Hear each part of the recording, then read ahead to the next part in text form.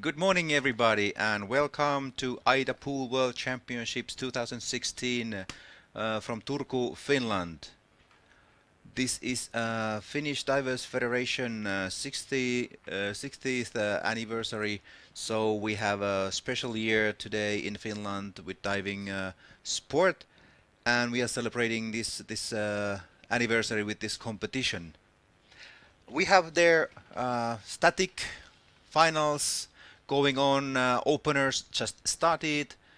They are doing their personal best or something else there, but it's a good way to see how the competition organization is doing in these finals before the official final starts. And now we have in our studio ex-AIDA International President Kimmo Lahtinen. Welcome, Kimmo. Thank you, Antero. It's nice to see you here in these competitions. What you have been doing now when you are not running AIDA International? Well, I can do a lot of things actually because old retired people like me, we are full of activities immediately when we have any kind of opportunity for that, and now I have. Okay, thank you for that. Of course, people are busy, even retired. What do you think about this competition now here in Turku? It's your home country as well. It's true. I've been actually following this competition from Belgium home, where I used to live mostly. And these video broadcasts that I've seen, this is the way to go, especially in the future in these kind of competitions and events. More and more, this gives an opportunity to share this kind of experience for people all around the world. Very easy way, cost-effective way, and very efficient way. So I'm really big fan of this kind of approach. Even you are now a little bit retired from freediving world. How you see the development of freediving in the future? What you will expect in near few years? Well, I used to run AIDA since 2010, and I was witnessing actually the exponential growth of freediving during that time until I retired. And I believe that this is one of the most potential disciplines in a diving ski as a whole. And it means that there's growth in the becoming years, especially from the PADI side, SSI side, SSI side, as well from AIDA. AIDA is maybe like a mother of these teenagers, and what is the future is the growth ways. And what comes the first when this happens is the safety comes first, and the second, of course, safety. Thank you, because it's exactly what were talking in the AIDA open meeting yesterday in the hotel auditorium with all these people. It's really the main part of AIDA to keep the safety in freediving and develop that side. Enjoy your staying, and once again, big thank you for these many years what you were doing for AIDA and for freediving, and enjoy the competition. I'll do that. It's a good plan for me as well. And keep on good work here. That's splendid things we have been witnessing all around the world. Thank you for that. Thank you.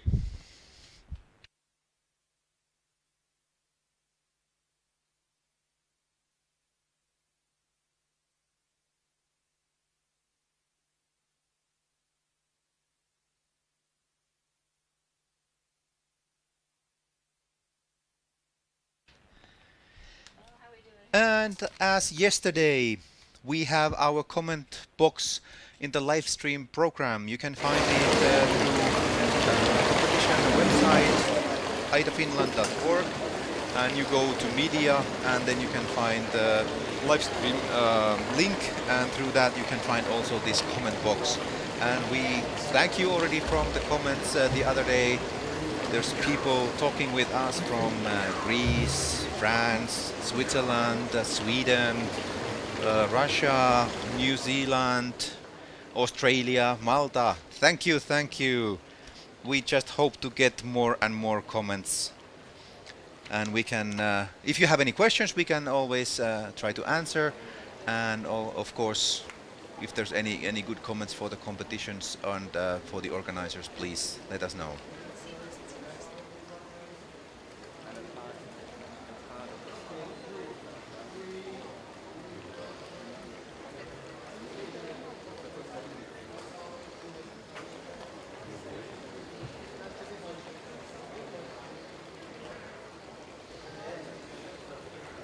today's static finals we have here in the 25-meter pool in Impivaara swimming pool in Turku, Finland. And when you are looking the video, you can see they're very colorful safety divers. They have either yellow or pink swimming cap. They are safety divers. Most athletes, of course, they have their own coach, but safety divers are there anyway if somebody needs assistance or is doing something without a coach. We haven't been now following the times, what are these athletes doing there. Hopefully they all enjoy still this competition, and well, it's always nice to perform in front of the judges. It's special feelings there. And judges, they are also looking now very professional. Everyone is having a yellow t-shirt, what's official judge outfit, but then everybody tried to find at least a pair of black pants. How you think about this, Carla? They look really nice and professional now, this bunch. I think so. We were noticing when we were watching the streaming that it was, even though we had the matching yellow shirts, it did seem a little bit maybe difficult to identify our judges and assistant judges who are wearing the white shirts. And we thought it would be more cohesive and present more of a team look for our judges if they were all wearing black pants. So we made that suggestion today, and I think they look fabulous. I'm really pleased with that. Of course, we know that their work is always professional, but now they also look great. We have some first comments here. Good morning, actually good evening, New Zealand. Nice to hear and see you. And hello from Malta and Russia. And yeah, there's a comment from safety divers. They love these pink caps. It's good.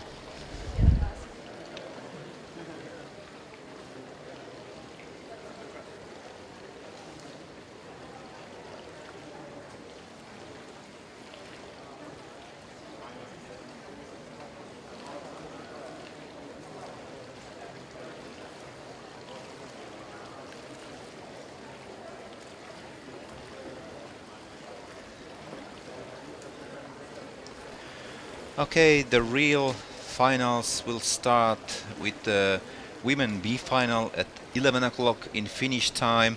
So we still have more than 10 minutes to the, not more than 20 minutes to the official top. And athletes probably soon start to move to the competition area where they have at least 15 minutes to prepare in this competition zone.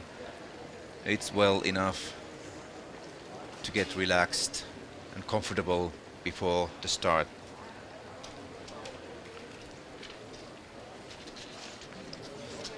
The city of Turku is one of the oldest cities in Finland. There's a big church, and the first building in the church side was already 1240, wooden church, and 1360 it started to build a bigger one from stone, and it has been modified and renovated many times during the years, and it's really fabulous example of Gothic style brick churches, and it's a really nice place to visit. In this town is also a big castle, and some of our athletes were visiting there yesterday. It's a nice view, and at the moment in Turku we have medieval markets, so there's tournaments and lots of stuff from that time visible there. So it's a really nice visit in town at the moment, and most of the athletes have enjoyed that. I heard that Danish and Japanese, they went to Moomin World. Do you know Moomies, Carla? No, I don't. I will need you to tell me all about it, Antero, but I'm certainly interested to find out. Yeah, they are these children book characters, quite famous in Northern Europe, and especially in Nordic countries. It's a Finnish novelist who made this story, Tove Jansson, and well, she's Swedish talking. Now we have there Camilla Salling Olsen, and she was the one who for sure wanted to go there in Moomin World, and I think she enjoyed yesterday.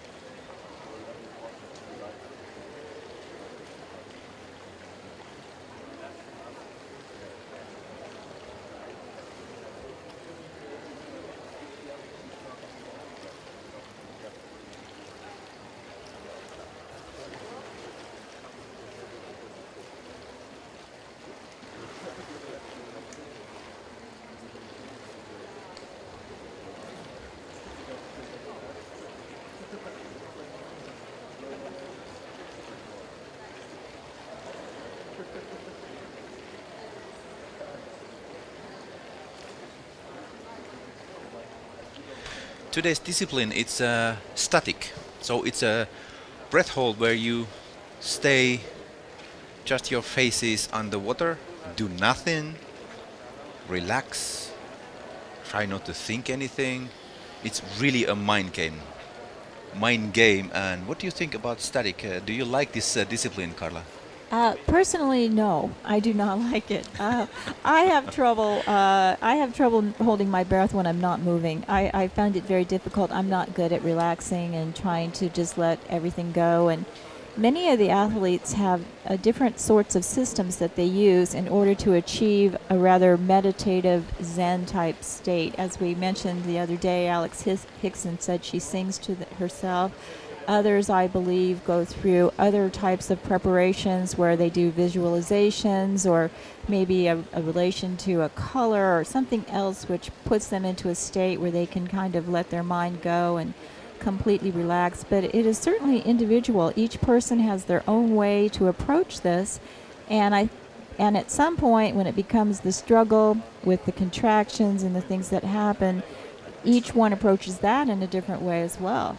And you can just see the fight taking place in some people, and it's those that fight the hardest, I think, and can mentally overcome the physical discomfort who end up being the most successful in the long run.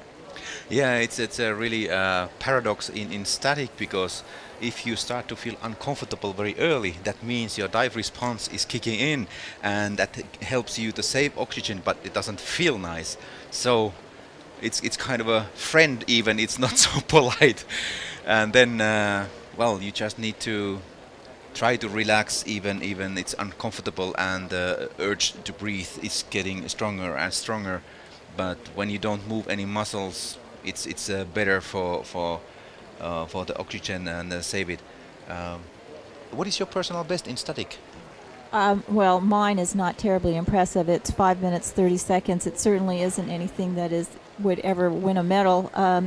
But at our competitions that we have, that I've organized in Los Angeles, our winners are a combination of the three events. So the static is an area that gains big points, and if you have a big zero in there because you don't want to do it, you're not going to win a medal. So I always go in there, do my minimum. What I usually do is get 5 minutes and stop, and that's it, knowing, okay, at least I get those points, and then try to focus on the events that I'm better in, the dynamic events. But some people that we have here today, which we'll see later on, are static specialists. For example, Beatrice Del Negro of France only does static, and they are very good at it, and that's what they train for, and they come for just that one event. And some people are really like that event and don't do the other things. As we mentioned the other days, we have people here as well who are really pool specialists in general and don't compete in depth.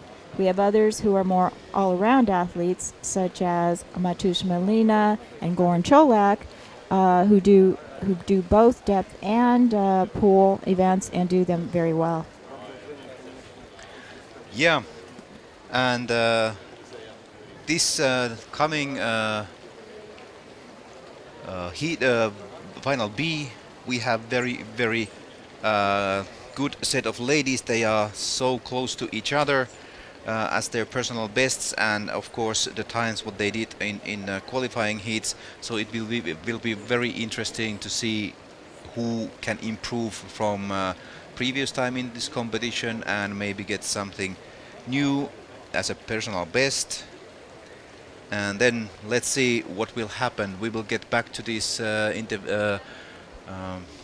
explanation and presentation of each athlete later on. Now we have in the studio we have Sari Nuotio, Finnish Divers Federation Executive Director. Welcome, Sari. Thank you, Antero. Now you have this 60th anniversary in this Finnish federation. How you see this competition as a big part of this celebration year?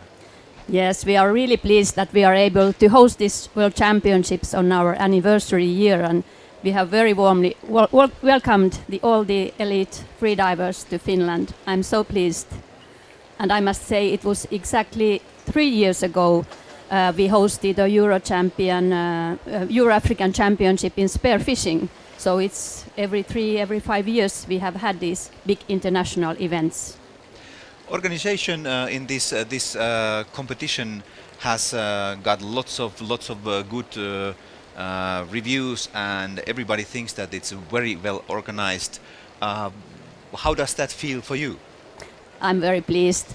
I must say we have so amazing group of volunteers, and of course you need a couple of people who take the initiative for organizing such a huge event. But I must encourage other organizations to apply for championships and arrange big events. Things are, if there's a wish, there's a way. I mean, also here we have a lot of volunteers coming from abroad who want to be part of these championships. So really, these events that bring people together, they are something that bring a lot of energy. Yeah, it's nice. Yesterday, for example, I met two very old friends from freediving. From Sweden came Erik Milles and Ulf Dextegen, very well-known athletes who have been competing in many world championships. Haven't seen them in many years, and now they are here as a safety divers, and some few older Finnish divers as well who haven't been active lately. It's really nice to meet them again here. So it's really making this competition grow and have more insight. And I wanted to say and give our personal thank you to the Finnish Diving Federation from AIDA International and all of the freedivers here. Your support has been invaluable. This is just amazing. Without the support of the Federation, this event would not have been possible. I know from Mikko Antonen having all this help emotionally, psychologically, physically, and financially is a huge thing to all of us, and we can see it in the results of this extremely well-organized event, and we are just immensely thankful to you for everything you have done for us. Thank you, Carla, for your kind words. Yes, we are very pleased ourselves as well, and we hope you people will come to Finland a second time again. So I hope our country also has made an impression on you. Thank you very much, Sari, and good luck for this competition, and hope we will see a very good results also. Yes, I hope that also. Thank you.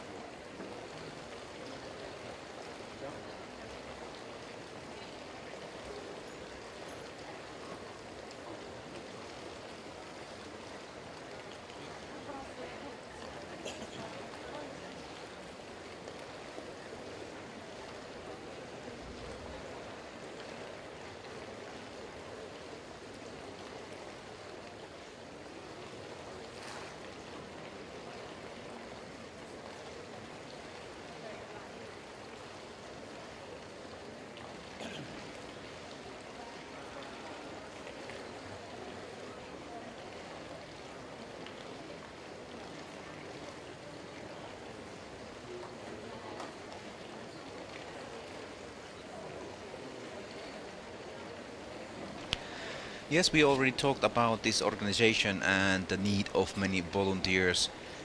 It's really true that no one here is getting paid for any jobs what they do. So they just get a place to sleep and food for these days they spend here. But it's so nice to see that still so many people they want to help, they want to donate their time and effort and do something to help organize this kind of big events. I think it really gives this certain spirit inside this competition. How do you see this, Carla? Yes, definitely. And I don't know that everyone just looking from the outside would understand all of the effort that has to go in to make this work. Small things like the transportation from the hotel to the location here at the pool. We have vans running back and forth just consistently so that the athletes all get here and there's no stress in trying to make your appearance. And, if your bus doesn't show up, you can imagine how stressful that would be. Here everything runs like clockwork, and these are volunteers who are drivers, things like that you may not even think about. We have volunteers that pick up the results as the day goes on. We have people who are entering the results. That's all on volunteer. We have our medical staff who are volunteers. Every single element, people at the check-in desk, and it takes a huge amount of people and a huge amount of dedication, and people who do this only because they want to see this competition be successful. Yes, that is true. And we have new viewers there in the live stream. Hello, Italy. Ciao. And then we have people from Dahab now there. It's nice to see that there's a quite big part of big coverage here with our live stream. So thank you for that. It's a pleasure to be here and talk when there's somebody listening. What do you think about that, Carla? Yeah, well, that's true. If we were just sitting here talking to each other, which we do most of the time anyway, it would get rather dull. So we're glad to have you, and we hope you're enjoying our broadcast. And please, go to the comment box if you have questions or anything you'd like to say about our presentation today. We're happy to hear from you, and we hope you enjoy it as much as we do. We're looking forward to the beginning, which is we're right now 6 minutes and 28 seconds off from our first Ladies B final. And I'm getting ready for the announcement of the lanes, and we'll be back in just a couple of minutes.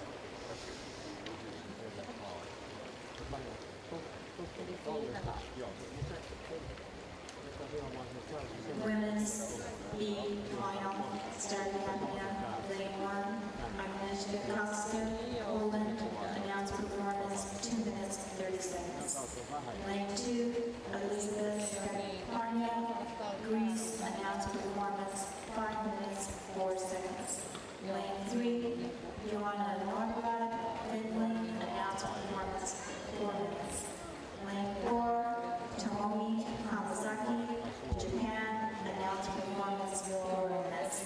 Lane 5, Christina Asiera, Russia, announced performance 5 minutes 1 second.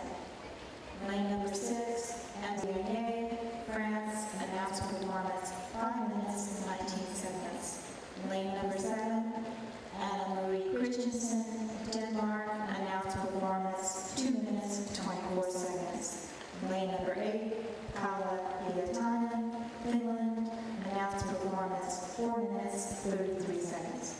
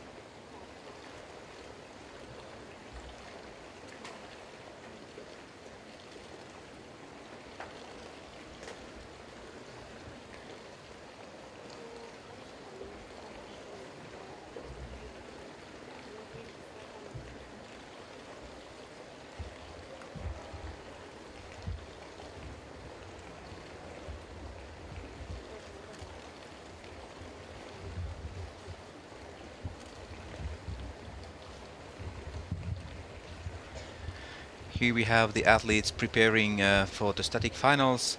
Lane 1 is Agnieszka Kalska. She has done more than 6 minutes static before. In the qualifying heat, she did 5 minutes 37 seconds. And she's not so far from Polish national record either, which is 6 minutes 27 seconds, done by Adelina Hedna Michaldo.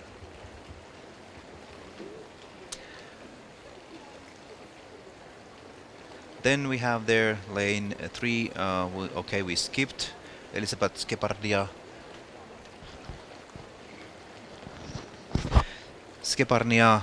She did 5:41 in the qualifying heat, which is her personal best, and it's also a Greek national record.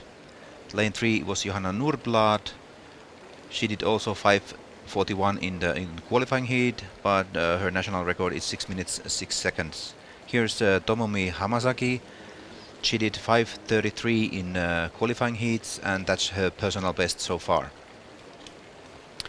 Japanese record is so big as 7:03 by Hanako Hirose. Then lane 5, Kristina Isejeva, personal best 5:35. That's what she did in qualifying heats, but way to national records even bigger than in Japan, because Natalia Molchanova has done 9 minutes 2 seconds earlier, and it's also ladies world record. Then lane 6, Emilie Vernier, France. Her personal best 5 minutes 59 seconds, and that's done in qualifying heats few days ago. Our national record is done by Beatriz del Negro, and she's in A finals. She did that national record 7:32 in qualifying heats. Lane 7, Anna-Marie Christiansen, Mummy World visitor yesterday. Her personal best 6 minutes 36 seconds, and yesterday, a few days ago in qualifying heats 5:20. Her personal best is also Danish national record. 1 minute. There she is, relaxing. Then lane 8, Paula Hietanen, Finland. Her personal best 5:44, and she did that in qualifying heats, and not so far from Finnish national record 6:06 by Johanna Nordblad, who's also in this same B final. So interesting final coming up, and looking forward to see what will be the final result from ladies final B.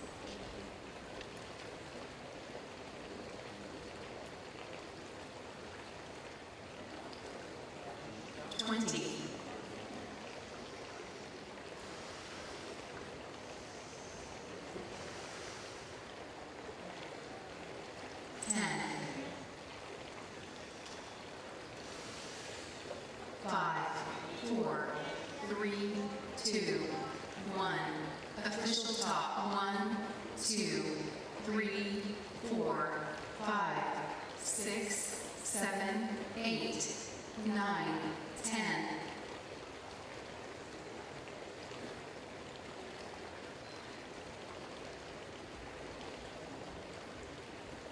$20, 25, 26, 27, 28, 29, 30.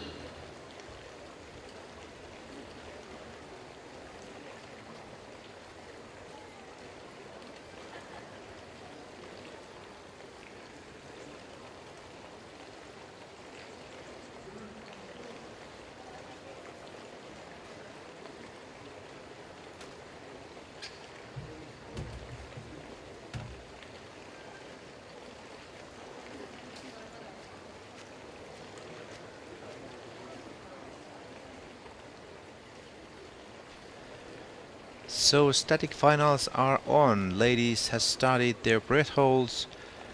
Now it's really comfortable still for everyone for 2-3 minutes at least, and then starts the fighting zone. And then you need to still remain relaxed, peaceful, even you start to have this growing urge to breathe. And that's really a mind game, because in pool events you can stop whenever you want. It's just to take your face out of the water and you can breathe. But of course, if you want to make your best what you can, you still need to stay down even it feels uncomfortable.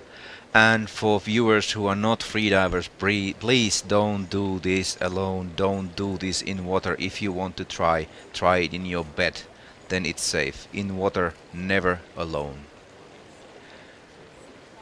One news from the opener heat. Greek Aris Ioannidis made his personal best 7 minutes 20 seconds as an opener. Super result, great time, congratulations Aris. He's really nice guy, tall and slim like normal freedivers. Yes, he is, and he's also a volunteer for AIDA Greece. He does a lot of work for the organization, like many of our freedivers. Here he is. He's coaching one of his athletes now in this event. Elisabeth Skeparnia, Yes, yeah. Elizabeth, yes. And you may notice when you watch these events take place that the athletes will coach each other and help. They come here as a team and work as a team together. And it's very important that they have the support of their teammates. And especially someone like Aris, who's very experienced, he makes an excellent coach. And here we have in the picture Agnieszka Kalska from Poland. Her personal best is more than 6 minutes. And Polish national record is 6 minutes 27 seconds. Not so far from that, but we'll see. Looking really peaceful, calm. Neoprene suit is floating you. It's really comfortable to lie down there and you don't need to move a muscle.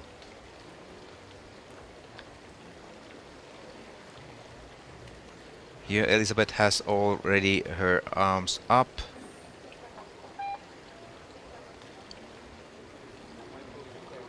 Looks like there's already some fighting going on. Soon 5 minutes will be full.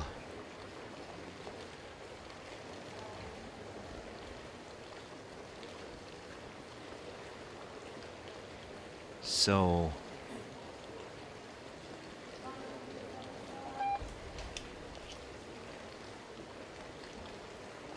sorry, now 4.5 minutes about breath hold time behind. Here's Tomomi Hamazaki from Japan. She's a national record holder in dynamic no fins, but very good in static too. Here, Kristina Izeyeva, Russia, who did her personal best in qualifying heats, 5:35. 5 minutes is full. Now people really start to have the fighting zone. Emily Fernier, France, she did also the personal best in qualifying heats, 5 minutes 59 seconds.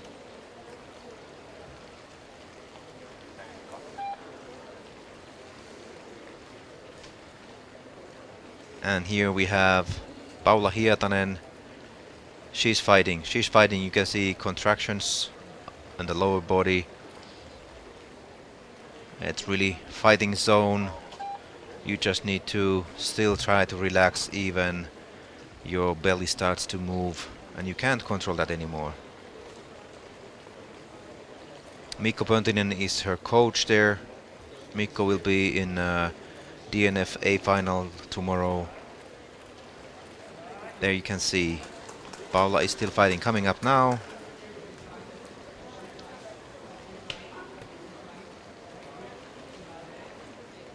Strong service protocol, yeah, that will be a white card. Let's see who we have still there on the water.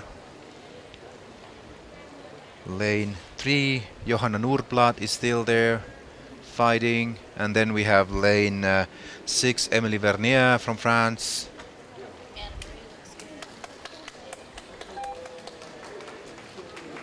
Now lane 7 is up, so Johanna is only one who's there still underwater.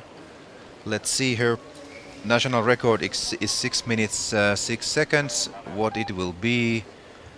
What it will be. Now she's up. Now she's up. Breathing. Take out the nose clip. Make the service protocol. That looks good, and she's smiling. That's normal for Johanna. Every time she comes up, she starts smiling and then laughing. That's her service protocol. What do you think about this, Carla? Oh, she has a great attitude. We love that. Look at Anvira, her coach, Vera Lopez Lito is happy for her. She's pleased. She's waiting for her card right now. For those of you who may not know, that no one may touch the athlete until the card is presented. It's a white card from Yuri. She's excited. Look at that. Everybody's cheering. This is fabulous. Good. That must be a personal best. Maybe it's a new record. If it's a PB, it's also a national record. Excellent. Yeah, she's very pleased. That's great. Well, we'll be looking forward to seeing what the exact time is from the judges. Thank you. That was the first final heat in the static finals today, women B, and 22 minutes to final B for men.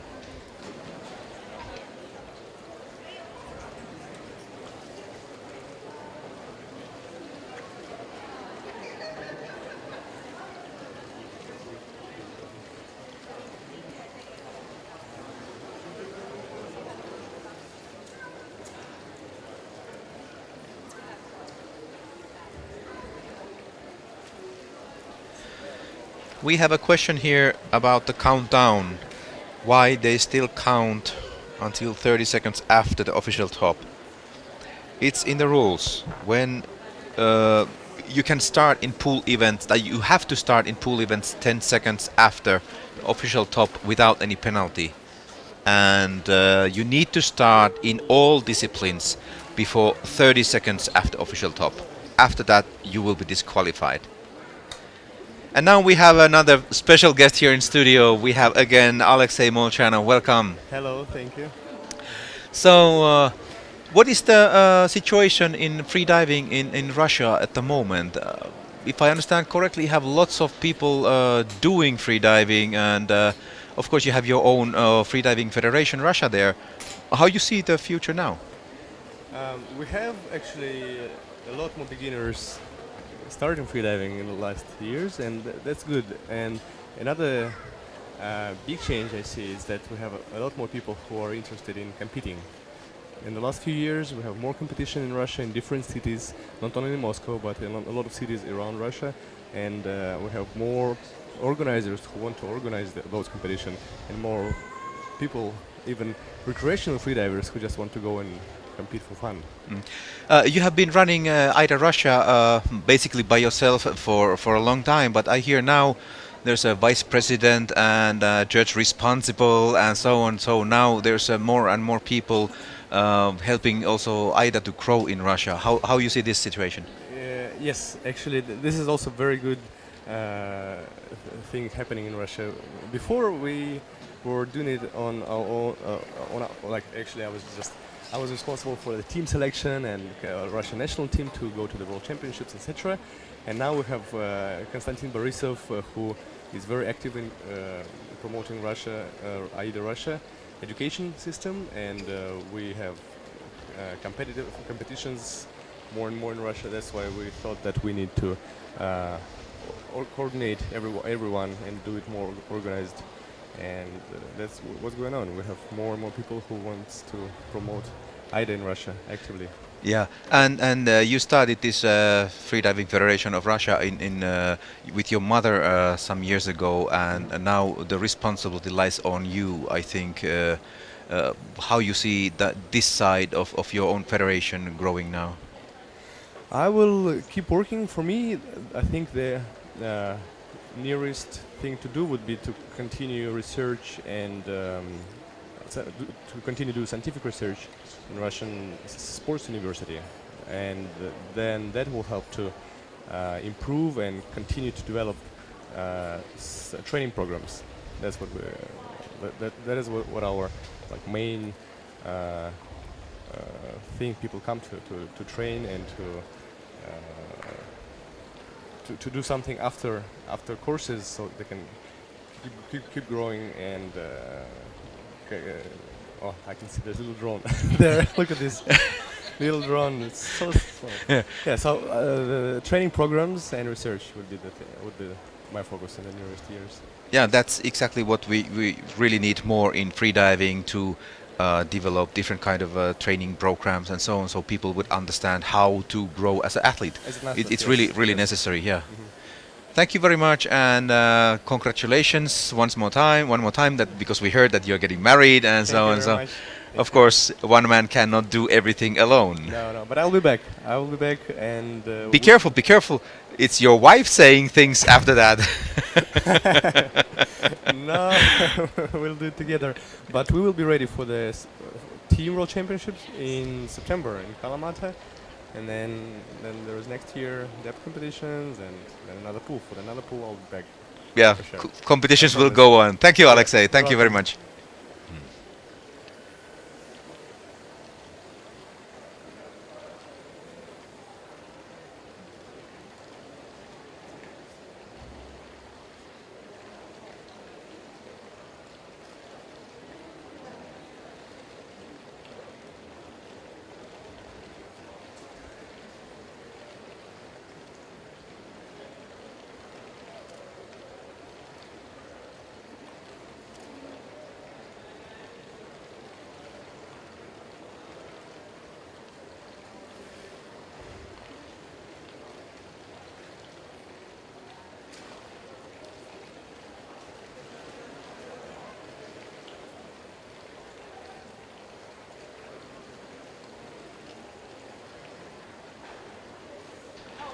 Now the picture is from this small drone, what Alexei saw outside the studio during his interview. So it's really like about 10 centimeters wide, with a small camera flying around here, flown by Viljami Tabel, who has done lots of short video clips from these competitions.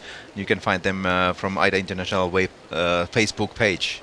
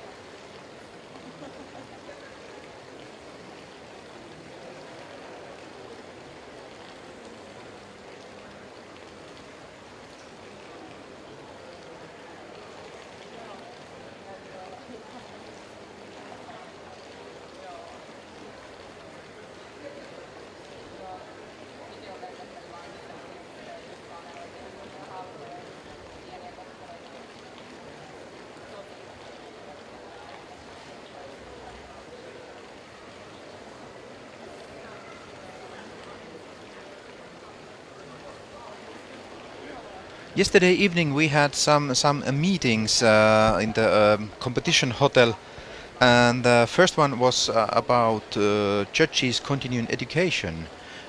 What happened there, Carla?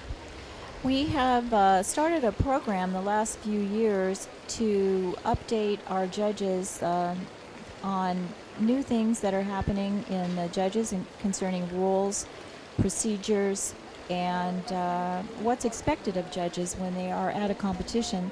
We have found that this improves communication.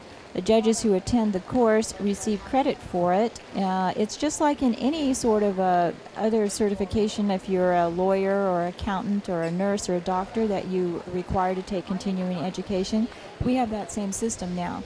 and we found it to be very beneficial. Our course yesterday was really well received, and it was very well presented, I must say. I was extremely pleased with our presenters. Antero was one of them. He gave us an update on new rules that we need to make sure that we are judging fairly and evenly. That's another thing that's very important, is that we all understand the rules in the same way, and they can be interpreted differently sometimes. Yeah, and then there's of course procedures, how to do doping test and so on, because if a judge happen to go in the competition with world record status and they or come to world championships, they all need to know exactly how this doping test is done, so there will be no problems and claims afterward that there was something wrong. Yes, and for those of you who may not be familiar with our procedures and doping tests, that we follow the same procedures that are used at the Olympics with WADA, the World Anti-Doping Agency. We have a list of banned substances, which are the standard WADA list, plus beta blockers and EPO, which is a performance-enhancing drug. We add those to the standard list and test for those as well. Beta blockers is an interesting subject, really. It is something that is specific to freediving. I think it is also used in a couple of other sports, archery and shooting, and I think there's maybe one more. What beta blockers do is slow your heart rate down. So this could have a benefit for static, because what one wants to do is slow their heart rate down in order to increase less oxygen. This would not be benefited in the other disciplines, Yeah, and after this church course, we had another meeting about it was a general meeting of AIDA Assembly, so everyone was welcome there to share their opinions and maybe have questions for the AIDA board or whatever. And we had a good discussion there also. Yes, we've been trying to have a general meeting. We don't have general meetings, via Skype or anything on a routine basis. The AIDA board does meet every Monday via Skype, which is always difficult, surprisingly enough. It's not because we don't want to, or because we're hesitant to some of these things. Logistics, and it's a time situation with time zones, and this is what gives us trouble. Antero is in Germany, I'm in California, Jean Paul in Philippines. Rachel's in China. So for me, it's usually very early in the morning. For John Paul and Rachel, it's very late at night, and it's just hard to get any time to be all being available to have these calls. That is extremely important that we have these meetings every month, and we discuss the things that we found and we take notes, and we make decisions or recommendations that go to the assembly boards. Anything that or expenditure or change needs to be approved by the assembly. We, as the board, work for the assembly and the freedivers free of charge, but we do work. But we are working for you. We do not run this on our own. We do it with the assembly. Yes, that's what AIDA is for. It's by freedivers for freedivers, and we really want to just develop this sport and do this sport better for everyone who's involved. And of course, safety issues are always number one priority. Yes, that is the fact that we are freedivers and run this organization as volunteers, and this is what separates us from other groups. We are not a commercial organization, and we all are freedivers, so we all understand everything that is involved in this sport. We have done it ourselves. We have been competitors. We are judges. We are instructors. I know Antero and I have done each one of these roles, in addition to our role now as being officers on the AIDA board. In other organizations, they have people who may not be even familiar with the sport at all. But in our case, we believe it's better to have people who have a true interest in this sport for the purest reasons, really. Okay, I think now we start to slowly look how the men B final will gather around and move to the competition zones. There's already few athletes there preparing their dives. We still have this drone flying here, showing the pool around. Now we are on a 50-meter pool area. Now rising up the waterway fins exhibition. Looks like a Japanese person videoing a drone there. Then it comes and show our studio here in the second floor, which is very nice, comfortable, air-conditioned space. It's really comfortable to sit here, I can see that we have. enjoy the view, and then we have this flyer also having this visor on there. I was just going to mention, send out a hello to Antonella Devana of Apnea Academy. She's watching us today. And Ciao, Antonella. Yeah, ciao, Antonella. Glad to see you viewing us. I hope you're enjoying our broadcast. We're getting ready for some exciting performances today, as always.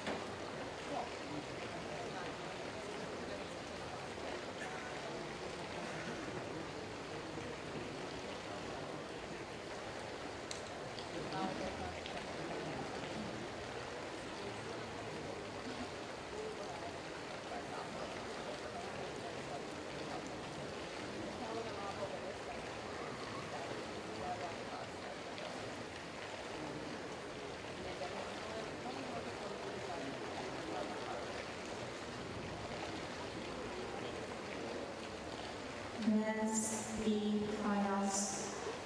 Lane 1, Aussie, Matola, Finland, announced performance, 5 minutes 55 seconds. Lane 2, Olivier Azapari, France, announced performance, 7 minutes. Lane 3, Krzysztof Dombrowski, Poland, announced performance, 1 second. Lane 4, Andrei Matvienko, announced performance, 3 minutes. Lane 5, Thomas Jensen, Sweden, announced performance, 6 minutes, 34 seconds.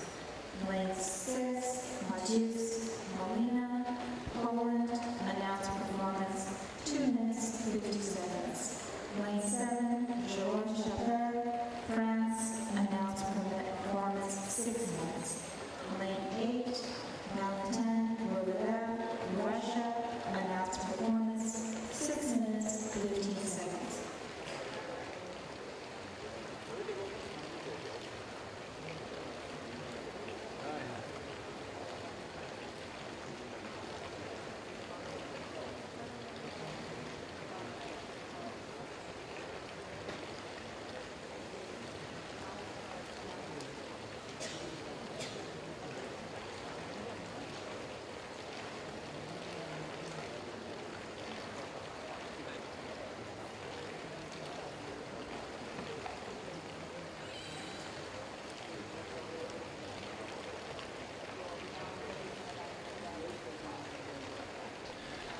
Here we have our finalists in men B final, lane 1, Ossi Peltola, personal best 7:03. Then next one, Olivier Asopardi. I hope I can pronounce this that people even recognize who I'm talking about. Sorry, French. Olivier Asopardi, France. Personal best 7:39. And the French record is also the world record, so it's a little bit difficult to reach that. It's so huge time as 11 minutes 35 seconds by Stefan Mifsud. Then lane 3, Krzysztof Dabrowski, Poland, and personal best is 7 minutes 16 seconds. Polish record is 8 minutes 42 seconds by Robert Chetler. It's quite many years already been that, so let's see how things will develop in Poland in future. But probably it will be too much to reach at this moment. Then we have Andrei Matveyenko, Russia. Personal best is 7 minutes 3 seconds. Russian record is by Alexei Molchanov, 8 minutes 33 seconds. And by the way, it's less than Russian women record by Natalia, more than 9 minutes. Then lane 5, Thomas Jonsson, Sweden. Personal best 7:13. Swedish record is done by Ulf Dextegen, who's a safety diver in this competition. It's 8 minutes 43 seconds. And Ulf is one of those forever young athletes. He looks like a 20-year-old man, but he's older than me. Sorry that I say that. Then we have lane 6, Mateusz Malina, Poland. His personal best is 8 minutes 29 seconds. And he's not so far from Polish record, 8:42. Let's see what will happen here today. 30 seconds. Mateusz did already a world record in qualifying heats of DNF, so he's in good shape. 20. Then Jérôme Chapelle, France. Personal best 7:32. But like I said, it's far, far away from France national record. 5, 4, Then 3, 2, 1. Official top. 1, 2. now it's official top. 4, 5. They have 10 seconds to go underwater. 8, 9, 10. And last one here in lane 8, Valentin Rogalev, Russia. Personal best 6 minutes 49 seconds. 20. 25, 26, 27, 28, 29, 30. And results from the women B final. Everybody get white card. That's very good. First lane, Agnieszka Kalska, Poland. 5 minutes 49 seconds. Then lane 2, Elisabeth Skeparnia, Greece, 5 minutes 8 seconds. Then lane 3, Johanna Nordblad, 6 minutes 35 seconds, new personal best for Johanna. And I'm ashamed, I should have remembered that Vera from Finland, Veera Lopes-Lehto, has done more than 7 minutes already, and it's a national record. So I apologize for that. Tomomi Hamasaki, lane 4, Japan. 5 minutes 51 seconds. And it's her new personal best. Lane 5, Kristina Iseyeva, Russia. 5 minutes 44 seconds. New personal best for her as well. Then lane 6, Emilie Vernier, France. 6 minutes 17 seconds. Again, new personal best. Anne-Marie Christiansen, Denmark, lane 7. 6 minutes 7 seconds. And then Paula Hietanen from lane 8, Finland 5 minutes 51 seconds, and again new personal best. So more than half of the athletes made their personal best, so congratulations.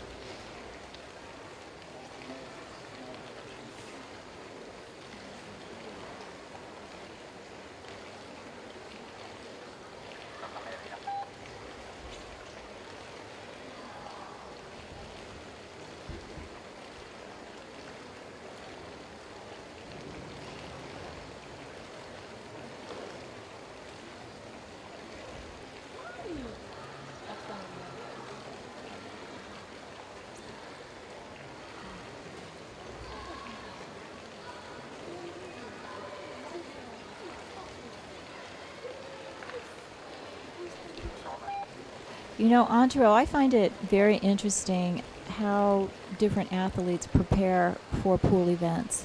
We have different types of programs. Some people use a warm-up routine, which is something maybe secret even to themselves, unique to them, and they don't divulge that, and they have a certain type of warm-up they do. Other people do no warm-up at all. And there's nothing right or wrong about how one prepares for these different events and what makes you comfortable when you are doing the competition event. I'm always surprised to see someone, for example, Matt Molina, who sits on the side of the pool and doesn't get in until the very last second, doesn't want to get his face wet. He believes that that gives him a stronger dive reflex. And then we have others that do more of a standard warm-up routine where in static they will do small holds or longer holds and then do their final last hold, which is the competing event. But there's nothing right or wrong, and for those of us who are instructors, we work with our students and say this is something that you have to figure out over time as you're doing it yourself, what works for you, what type of system that you want to employ. And I think that we missed our chance when Alexi was here on Turo to ask him if he would divulge any secrets to his training. I think many of our listeners would like to know how he attributes his success, what he does that has made him successful. I know that he has a program in Russia. He was telling me, he came out to visit me and we were doing some training, and he said he has a large group of people that train with him and he charges them a very small fee per person, and they go through these training routines that he has come up with. And your wife, Ekaterina Romanova, was telling us last evening about a certain device that they have been using that creates resistance in the water, and they have found that to be successful for dynamic and depth and constant weight.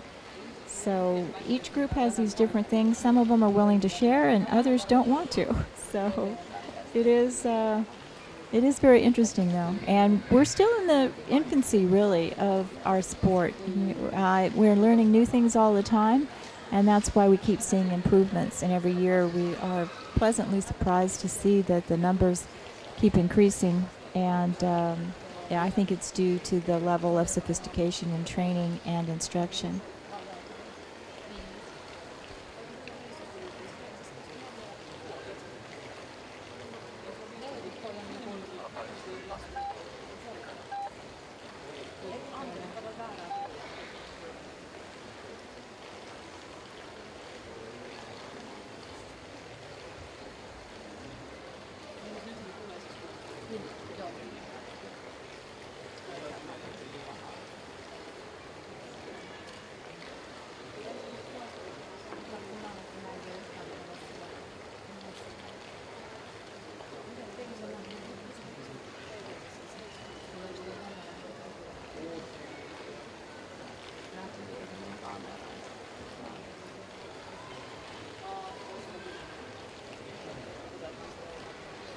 Now it looks like lane 6, Mateusz Malina, has already stopped his performance,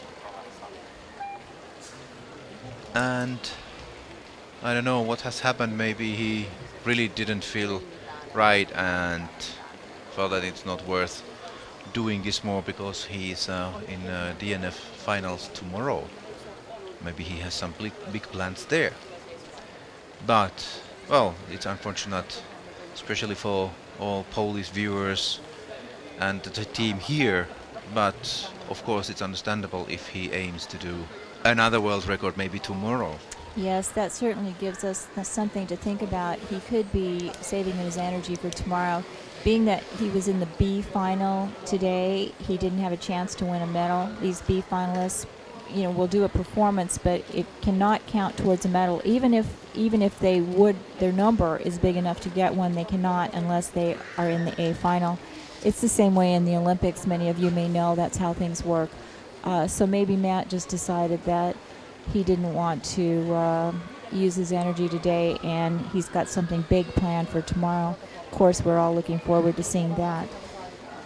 Now we have already there lanes 1 and 8, they are up. Then also 7 and 4, Andrei Mateenko from Russia.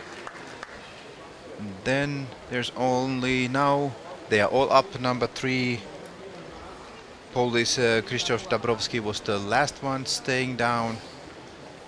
But they were very close, so it depends which moment they started. But very, very equal heat in this time. Nobody doing very much longer than other athletes. Looks like they are all doing well, their performances. So from the judges, I haven't seen not one white card. Of course, Malina got yellow because his announcement was quite big and he stopped quite early. Well, actually, Mateus didn't announce more than 250, so maybe he did that and went home. Yeah, I think there's a PB from Poland. Krzysztof Dabrowski. He announced 1 second, for sure it was longer than that. But his personal best before was 7 minutes 16 seconds done by the qualifying heats in this competition. So he's fit and probably he has done now again a personal best. But we will see that later very soon.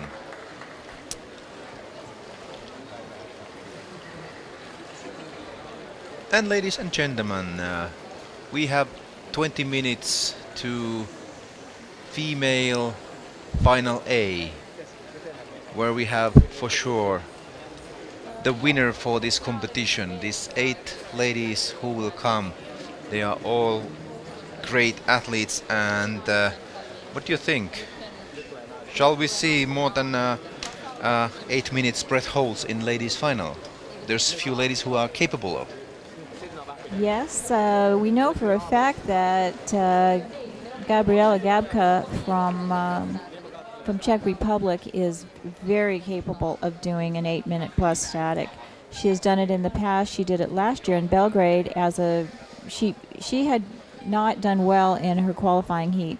So as an opener last year, she performed and did over 8 minutes very strongly, and I know she was very pleased with that.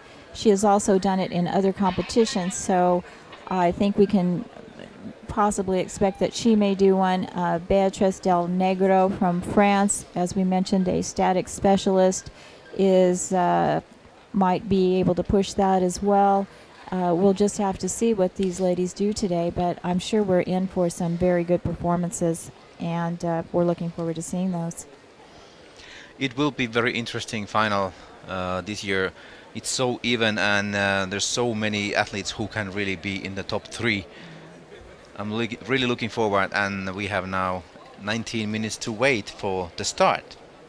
Yes, we have a big gap, as you may have noticed, between our starts, and that's to allow for long performances, as we know these athletes can do, and also give us time in between to get the results in, get the judges situated and the safeties, and get everyone ready. We have to allow a lot of time in static because, compared to dynamic, as we know, Antero, dynamic, the longest ones are, in the 4-minute range. Here we have people like Alish from Spain who are capable of doing over 10 minutes. So we have to make sure we don't set these starts too close to each other. And it's of course a little bit different kind of preparation for static than in dynamic. So we need to allow athletes to have enough time and calm down in a competition zone, so they really can do their best.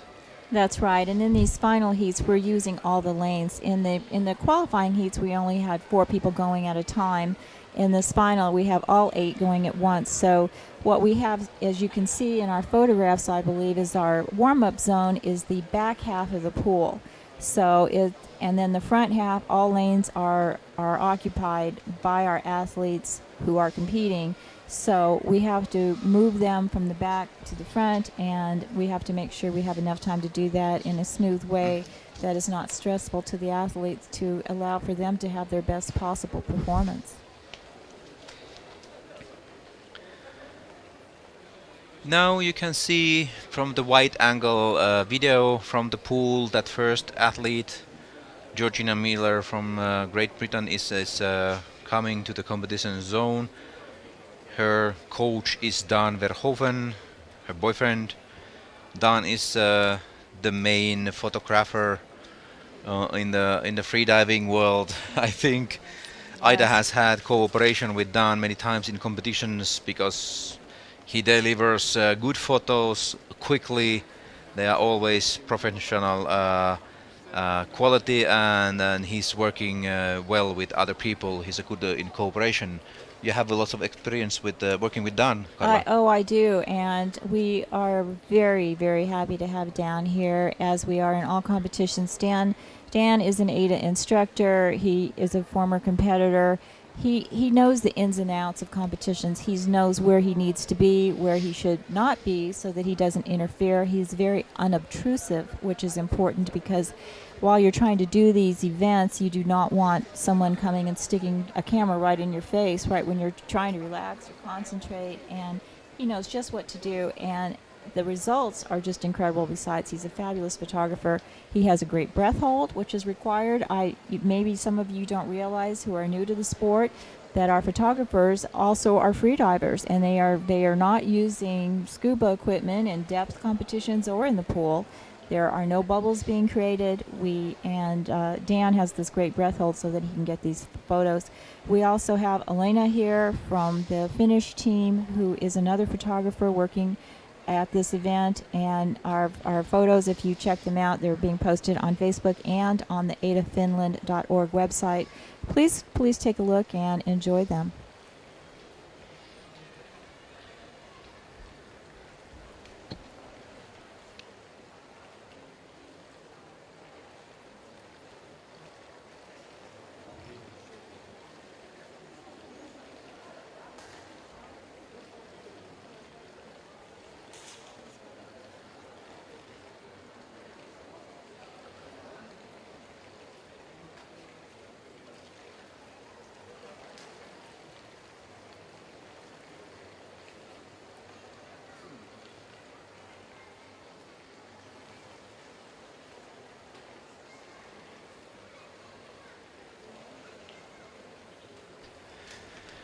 And in yesterday's meeting, we had a question once that we have new arrivals to the freediving scene. There's already has been SSI as a commercial organization doing freediving education, and now there's also PADI, and of course CMAS, not so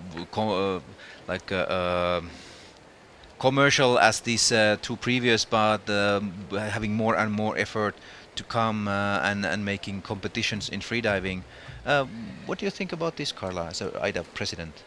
Yeah, it's an interesting phenomenon that's taking place. Freediving is growing very quickly and has become very popular around the world, and certain commercial organizations are seeing this as an opportunity for them to make money and grow. And it presents challenges to us in various ways, one of which is that we, as the preeminent freediving association, and we focus only on freediving, we're not involved in scuba diving or spearfishing or anything else, other than we do have education, for spearfishers and photographers and different things, but we're not involved in any of the competition for spearfishing as CMAS is. So we are specific to freediving. One of our concerns, though, we were talking about yesterday, is the quality of instruction and things that are going on with these groups that are trying to now come into the freediving world. We want to make sure that the standards are high and that everyone is safe. And sometimes in the rush to join in on something that's taking place and they see it as a money-making opportunity, they may get involved without doing the work behind it to make sure that everyone is qualified to be an instructor. Yeah, it's easy to imagine that if you have a huge amount of scuba instructors who know how to teach, you want to turn them very quickly to freediving instructors.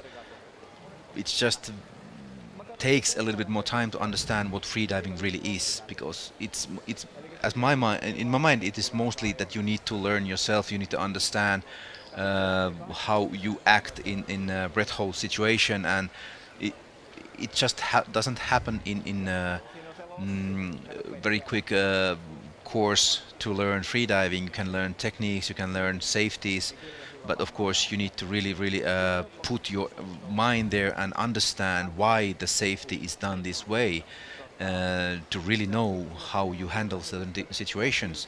And well, I do hope that these commercial organizations will have enough patience to develop their freediving education and then use more experienced people there until they start to use their own instructors who haven't done freediving. That's correct.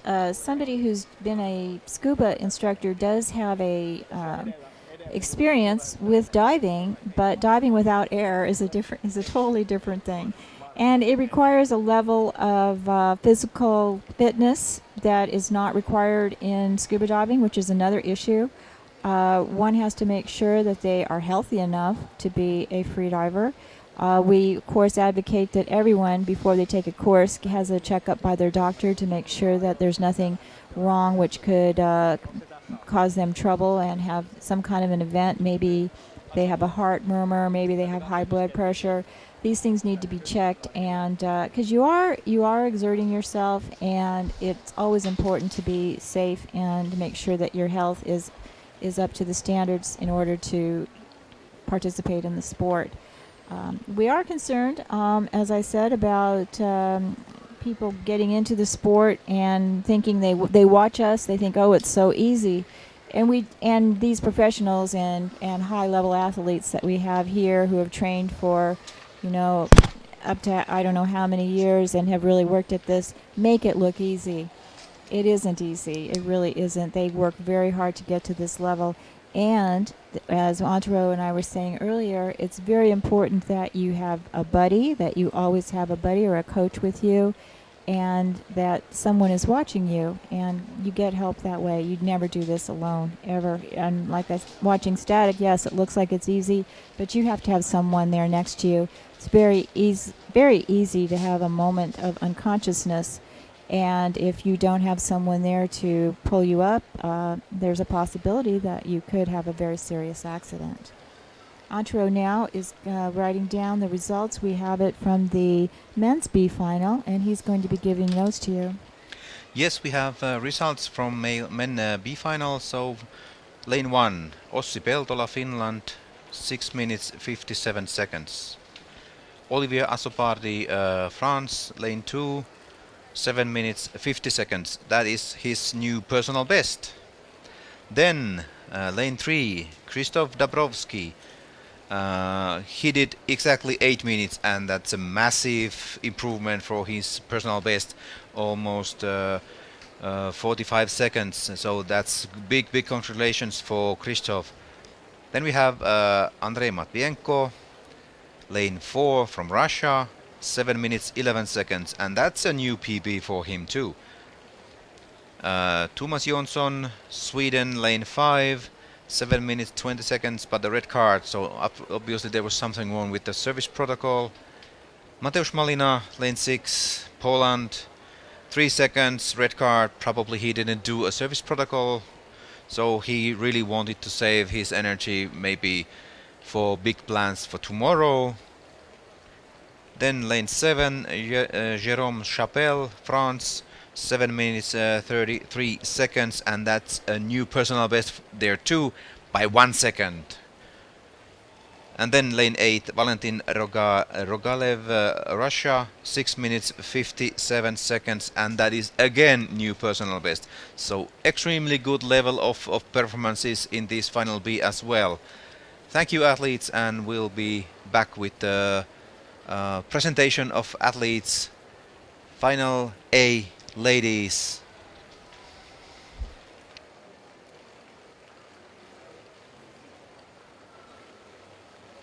Women's A finals.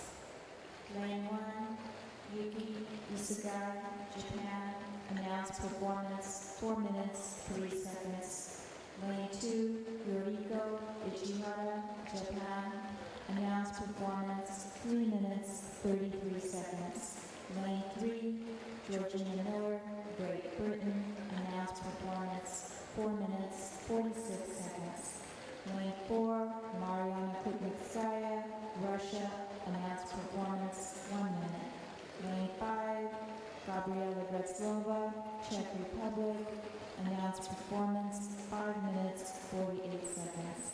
Lane 6, Beatrice Dalmegro, France. Announced performance 6 minutes 16 seconds. Lane 7, Asumi Kosoku, Japan. Announced performance 4 minutes 40 seconds. Lane 8, Alice Simpson, Great Britain. Announced performance 5 minutes 30 seconds.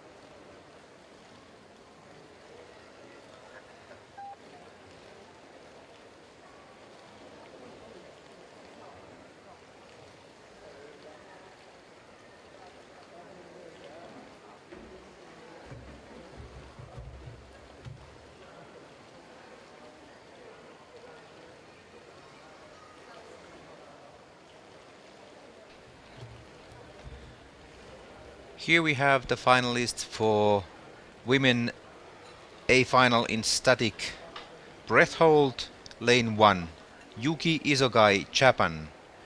Personal best is 6 minutes 20 seconds. In qualifying heats she did 6 minutes 6 seconds. Japanese record is in Hanoki Hirose's name, 7 minutes 3 seconds. Lane 2, Yuriko Ishihara, Japan. Personal best is 6 minutes 22 seconds.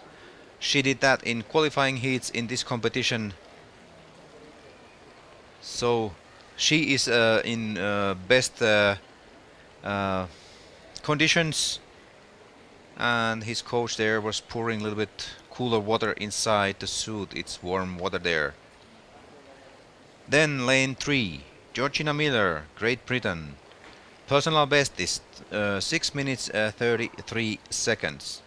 In qualifying heats she did 6 minutes 18 seconds.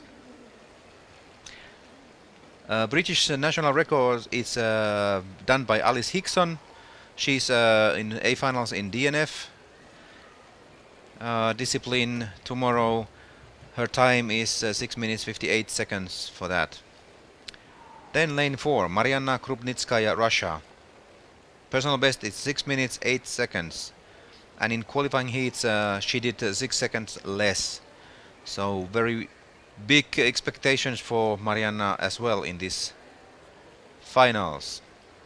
As I told earlier, Russian national record, it's quite far, it's 9 minutes and 2 seconds by Natalia Molchanova. Then lane 5, Gabriela Grezlova, Czech Republic. Her personal best is quite good, 8 minutes 33 seconds. So she's one of these ladies who can do more than 8 minutes statics in this competition. In qualifying heats she did only 7 minutes 3 seconds, but that's well enough to be in A finals. And probably there was some reserves still. Lane 6, Beatrice Del Negro, France. Her personal best, 7 minutes 32 seconds. That's her personal best from qualifying heats, and that's also ladies' national record in France. So she is the one who maybe have even more power to put more time on this personal best in the finals. Let's see how it will be. Then lane 7, Asumi Kesoku, Japan. Her personal best 6 minutes 21 seconds. Third Japanese lady in this ladies A final. Very good performance for all Japanese. And there was also one Japanese lady in B final, so all Japanese women athletes are in finals. Then we have lane 8, Alice Hickson, Great Britain, national record holder. In qualifying heats, she did 6 minutes 18 seconds. Her national record is, as I said earlier, 6 minutes 58 seconds. 1 minute.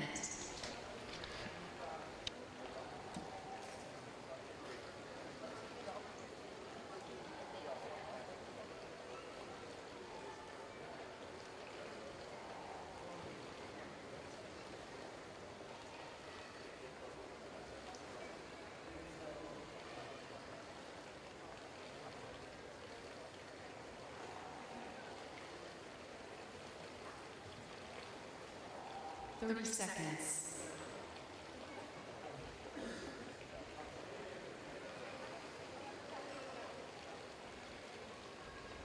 20.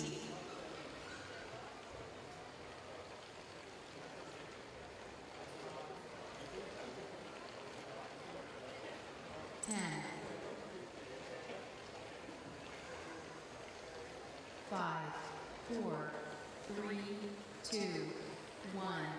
Official talk. 1, 2, 3, 4, 5, 6, 7, 8, 9, 10.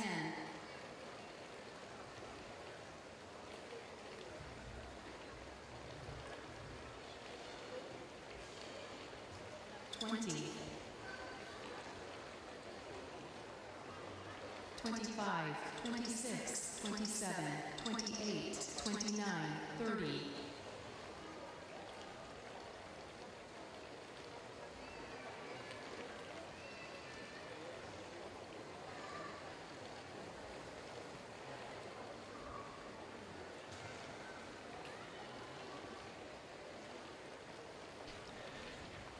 Now the final A has started.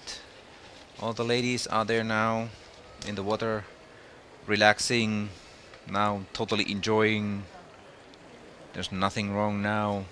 Sensations are good, and it will be like this for 2-3 minutes at least. I think the first part of the static is trying to get your heart rate down, because especially at a big competition like this, World Championships, you know, your heart is racing, and the challenge is to try to talk to yourself, feel your heart, and get it to slow down. I know for me anyway, Antero, it's probably the same for you. I'm saying to myself, I try to feel my heart and say, you know, relax, relax, relax, so that I can get into that mode and conserve my oxygen and be able to just be calm and relaxed. And some athletes, I know Georgina told us yesterday that Dan, boyfriend and coach, speaks softly to her and reminds her of pleasant times and their dogs and their country cottage at home on the seaside in England in order to get her in that relaxed state. And each athlete has their own way of trying to achieve that. And here we have Marianna Krupnitskaya from Russia, laying down, relaxing. Her coach was talking something, probably something nice like what Dan is doing with Yes. Georgina. Some athletes. And there is the Dan and Georgina. There they are. Yeah. Yeah. Some athletes don't want anyone to say anything to them at all. They don't want to be disturbed. They don't want to be touched. Others like to have pleasant thoughts reminded to them. It is an individual preference. And here we have Georgina have these swimming noodles under her hips to make a probably more comfortable position to stay and lay on the surface. Yes, lane 2, Yuriko Ishihara from Japan. Japanese are not very tall at all, but they are enormous athletes in freediving. Like we talked before, that they have 3 ladies around 100 meters deep. Yes, they do. And it's an interesting thing physiologically that I wonder about. They can't possibly have a huge lung capacity. Like we talk about that. Many people will get that tested thinking that that is the secret, and maybe you're excluded from being able to do good performances because your lungs aren't big enough. That doesn't seem to matter with these Japanese. We know they're tiny little girls, and there's no way that they can have huge lungs. But there's more to it than just lung size, I think. Yeah, definitely. And whatever size lungs you have, then your body is getting used to have this huge amount of oxygen or smaller amount of oxygen, but it's all the time having the same physiological background, and it doesn't matter the size of the lungs or how much you can do. Freediving anyway is more mental than a physical sport. I started my stopwatch on Gabriella. We're now at 3 minutes and 52 seconds, coming up on 4 minutes, just so we know where we are time-wise. We'll see what Gabriella can do today. And from the studio we can see that in the very early stages right now, Gabriela is having very, very strong contractions, and that's normal for her. It was also the same in qualifying heats, and she's one of those persons who really need to fight against this not comfortable feelings. But she has a strong mind, and she has done more than 8.5 minutes breath holds. Amazing athlete, and a very strong mind. We can see Dan now speaking softly to Georgina. Yeah. What kind of stories there are coming now? Yeah, Would be nice to hear. like to Maybe know. we need to put microphones sometimes close to Yeah. and make a storybook after that. Go see what he has to say. I know she's very fond of what he says to her. She said he's just a lovely coach. Well, Dan talks a lot anyway. He does, yeah. But he has a nice soothing voice, though. He really does. Yeah.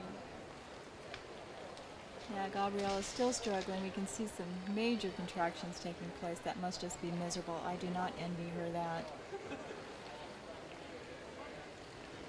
Here is Marianna, very peaceful, totally opposite compared to Gabriela in the lane 5.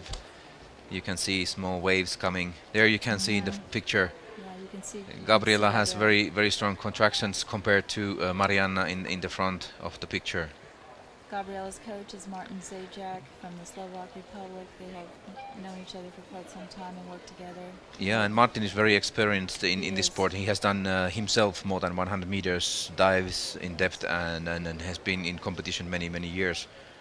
It's important to have communication between coach and athlete, especially in this event, where the coach is integral in helping the athlete achieve the desired length of time, knowing what the coach should be saying to the athlete, giving them the times at specific allotments. There's Mariana. Here's Mariana coming up. I think a little bit About more than 6 minutes. About 6 minutes. Looks strong. Very strong. Maybe not totally in the limits, but good time for her anyway. Yeah, some athletes choose to be There's safe. also lane 1. Yuki Isokai is up. She's up. Yeah. Lane 3, Georgina Miller is up. Lane 7, Asumi Kesoku from Japan is up, doing surface protocol, Looking strong. looking strong. Still, Alice Hickson, Gabriela Kreslova, Beatriz Del Negro going there, looking strong. Now it's interesting. Now we come now, and Gabriela seems to have settled down a little bit. Her contractions don't seem to be bothering her as much. Maybe she gets to a point where she has to work through it. We've got. Yeah, Alice Right. Hickson is up. It's It's a and disqualification. struggling. No, She dipped her mouth. Sorry for that. Unfortunate. She was about But 7 Gabriela is minutes. going, and friends, Beatrice. So lanes 5 and 6 still underwater. Lanes 5 and 6 still going on. Looking strong. Gabriela showing some signs to coach.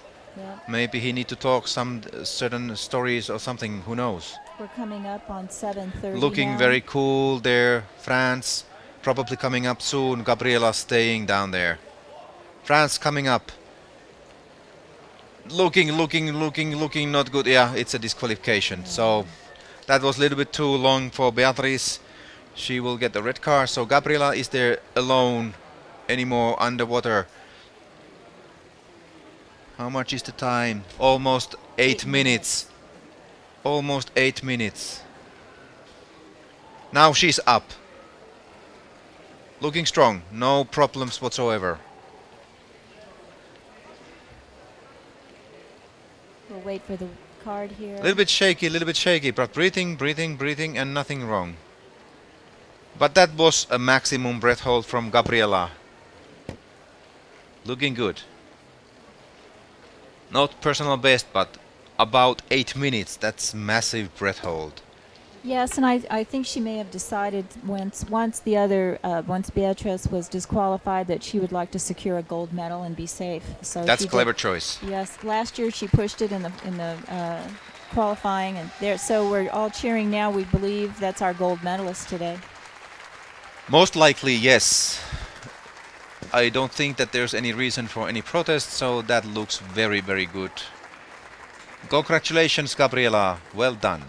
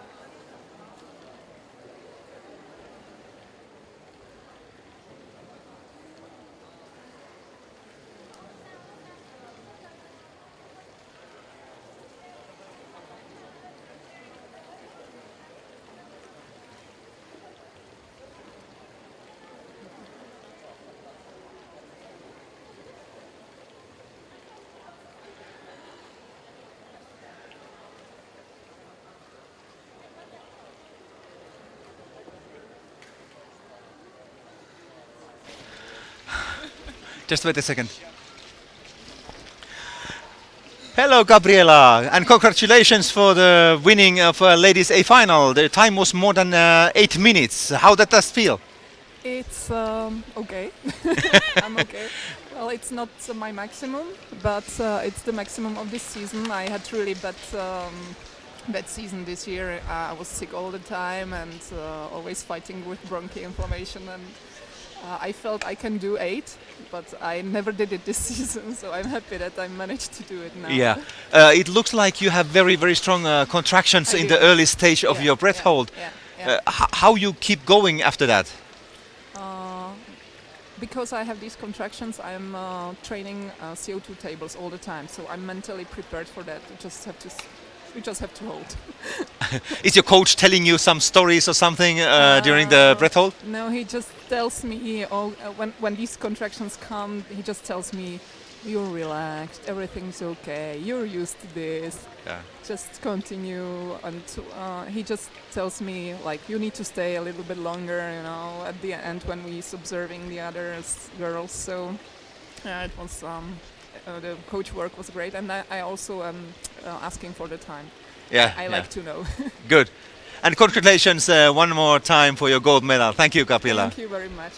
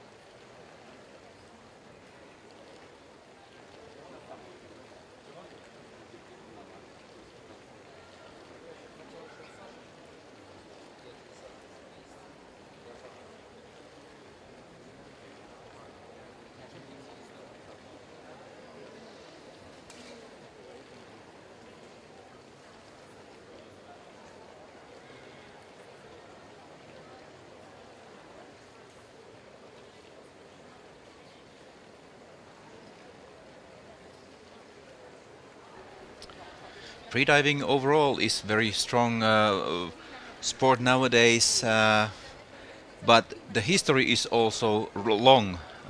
Old days, humans tried to find food or some other precious things underwater, and that made us dive a little bit deeper and maybe longer. When we started to have records of like sport dives, it was already 1949 when Italian Raimondo Bucher dove to the 30 meters deep. And then 1953, Ennio Falco and Alberto Novelli, they dove about 40 meters deep into the sea. And mostly in the early sport days, it was this depth diving in the seaside. Then came this 1960s, and we all freedivers, we know this movie Le Grand Bleu, Big Blue, and there was big stars like Enzo Maiorca and Jacques Mayol. Enzo did 1960 49 meters and 1966, which is actually super good year. Some great freedivers has been born at that time. Enzo Maiorca did 54 meters. After that came more understanding about the physiological behavior of human and how our body adapt to the diving, and we started to understand about the blood shift, how it compensates the pressure, growing pressure down, and this gave also new understanding about diving, and then depths started to increase until 1976. Jacques Mayol broke this big barrier of 100 meters by diving without equipment. Then, of course, sport developed a little bit faster, and 1999 it was Umberto Pellizzari's time to make no limits dive to 150 meters and constant weight, so only with own uh, power of the body, own muscles, and with fins to make a constant weight to 80 meters. And when I started freediving 2001, Herbert Nietzsche world record was 86 meters. Nowadays it's I don't know, probably 100 athletes doing more than 86. Then 2001 Umberto Pellizzari made also variable weight record 131 meters. Then 2004 Carlos Coste, Venezuela, he was the first man to do constant weight dive to 100 meters. It was a big step. Nowadays I think there's athletes, at least 50 athletes who are doing 100 meters constant weight dives. And I think we haven't seen really the limit of human body in freediving since our records are improving almost annually. Many records and record attempts come in the year. It's amazing how we can develop more in this breath hold diving sport. And when we get more understanding about the physiology of human, the mental strength and so on, I think we will get even more bigger numbers in our records. That's really interesting. What do you think about this kind of development, Carla? Well, it's funny when we all watch our favorite movie, The Big Blue, and they talk about it in there how they felt like if anyone went past 50 meters, they were going to die. And here, and nowadays, that is nothing for a diver. I mean, that's just a standard thing that almost all competitive freedivers can do. And now we're saying to ourselves, how far can we go? Now, we have had some challenges with no limits. We have divers like in Herbert Nietzsche who want to go deeper, who wanted to go very deep, but we have not worked out yet how to make that possible. So we do have some physical limitations for those sorts of dives. We're realizing now that on very deep dives that decompression sickness is an issue. And we used to think that it wasn't possible in freediving to get decompression sickness. We had been taught that in class a long time ago, that freedivers don't get it. But we now know that that is not true. They do get it, and we see it quite frequently in spearfishermen who do a lot of dives, repeated dives during the day. So this is something we're working on in AIDA International, is to have a study and try to examine these causes of decompression sickness and how we can educate our athletes so that they can avoid having these problems. Well, I heard that there's some new theories in scuba diving also to calculate how you can probably get, or actually how you can avoid decompression sickness. Probably there will be some new ideas for freediving too. And I already know that us AIDA International, we are financing some studies in freediving and how to understand our physiology better. There's lots of things what we need to do more and understand more from us. But I think now we need to start to understand how these Final A athletes for men Final A are going to prepare their dives. What do you think? Yes, I'm going to be doing our announcement here for the pool, so I'll be back with you in just a few minutes.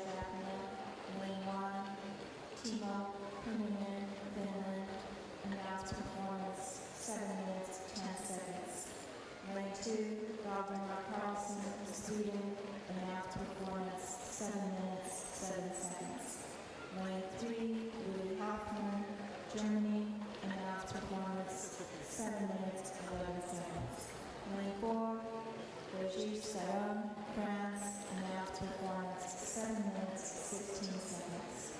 Lane 5, Goran Cholak, Croatia, announced performance 8 minutes 30 seconds. Lane 6, Martin Valenta, Czech Republic, announced performance 7 minutes 32 seconds. Lane 7, Alban Berlet, France, announced performance 7 minutes 2 seconds. Lane 8, Alish Segura Gadrel, Spain, announced performance 7 minutes 5 seconds.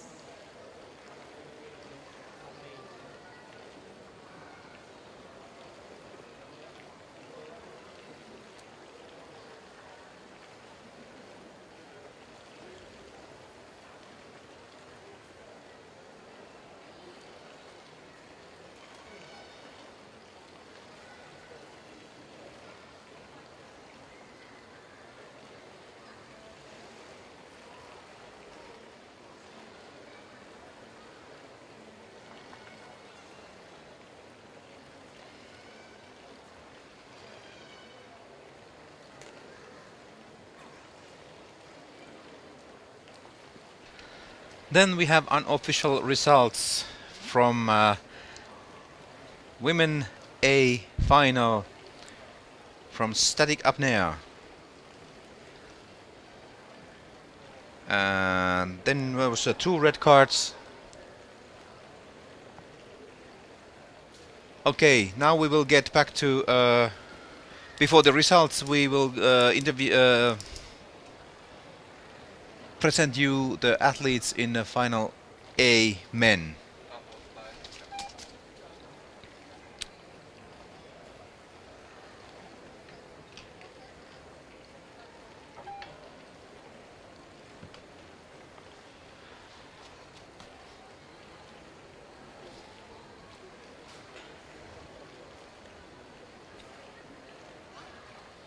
Lane number 1, Timo Kinnunen, Finland.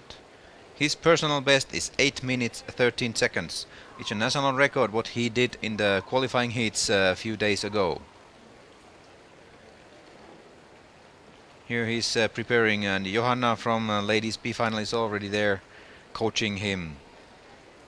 Smiling and laughing as always.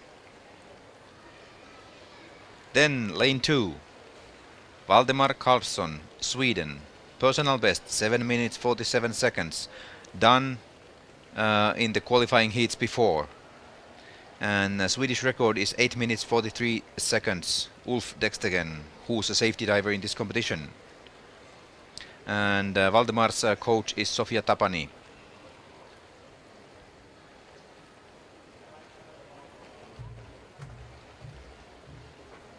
Then lane 3, we have Willy Hoffmann, Germany. Personal best 7 minutes 47 seconds, the same as Valdemar in the lane 2, also done in a qualifying heats a few days ago. German record is 10 minutes 12 seconds, made by Tom Siedas many years ago already, and it's quite hard to beat that time. Willy's coach is Chris Marshall. That means the whole New Zealand team is there coaching Willy. Then lane 4, Régis Scarron, France. Personal best 8 minutes 8 seconds. Qualifying heats he did 7 minutes 52 seconds. So he's also maybe capable of doing his personal best in this competition. Yeah, and coached by Anne Maury. French record is world record, so I don't think we will see a new one here. 11 minutes 35 seconds by Stefan Mifsud. Then lane 5, Goran Cholak, Croatia. His personal best is 9 minutes 30 seconds. He did only 8:15 in qualifying heats, but I think he's just saving energy at the time, and it's possible that we can see from him more than 9-minute breath hold in this competition. Exciting, one of the possible candidates for winning this competition. Then lane 6, Martin Valenta, Czech Republic. His personal best is 8 minutes 57 seconds. In qualifying heats, he did 8 minutes 7 seconds. probably also saving more energy to the finals. And let's see what will be his result in this competition. And coached by Martin Jezak, like Gabriela Gretzlova a little bit before in ladies final. Then we have lane 7, Alban Bourlet, France. His personal best, 7 minutes 39 seconds. Done also in the qualifying heats few days ago. Yeah, coach is Beatriz Del Negro, who was just a little bit before in the ladies A final. And then lane 8. Maybe the biggest expectations in studied competition lies on this man. Alex Segura Vendrell, Spain. Personal best 10 minutes 7 seconds. He did very easy looking 9 minutes 23 seconds in qualifying heats. Can anyone else challenge him in this final? We will see soon. He's looking confident, he's looking peaceful. 1 minute. 1 minute to official top. We will back after that.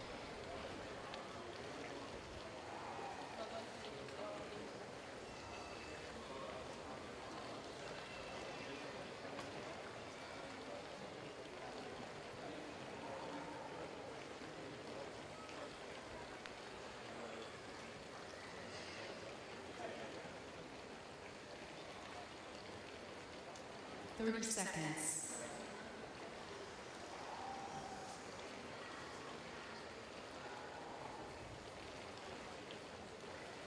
20.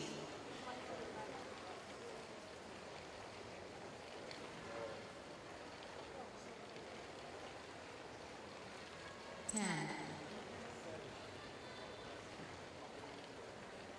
5, 4, 3, 2, 1.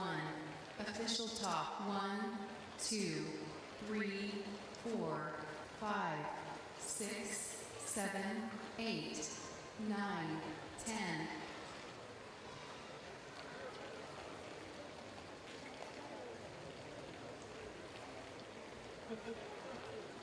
20. 25, 26, 27, 28, 29, 30.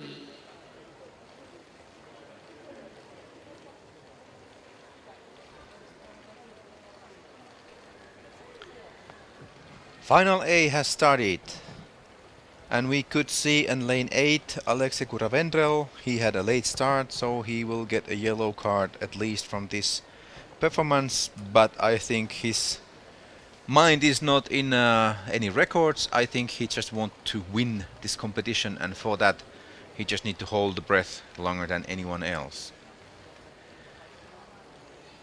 Here we see Dan in action. He was taking photos underwater. As we can see, static breath hold is really static. There's nobody moving there underwater. Not even coaches. So it's a static breath hold. And in the men's final, I think first 6 minutes we just wait. Nothing happens. Probably not even hands coming up on the side of the pool. These guys are really good. Well, they are the best in the world. Here is German Regis Caron. I'm sorry, French. Pardon. French Regis Caron. Danny, is my mic working now?